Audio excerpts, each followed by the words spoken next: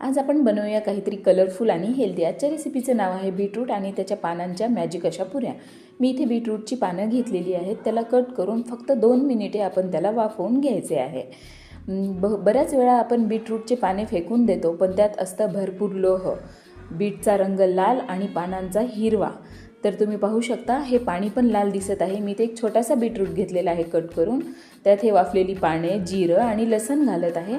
आपण याला मिक्सर वाटे बारीक करून घेऊयात। मी इथे 2 वाटी गव्हाचं पीठ घेतलेलं आहे, थोडंसं बेसन आणि थोडासा ओवा आणि तीळ, लाल मिर्च, हळद, थोडासा चाट मसाला आणि चवीनुसार मीठ आणि मी इथे थोडीशी त्यात मेथी घातलेली आहे।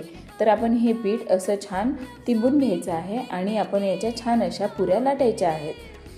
तर या एकदम हेल्दी, आपण आई आहेत ना, तर आपल्याला मुलांची चव आणि आरोग्य हे दोन्ही पण जपायला पाहिजे।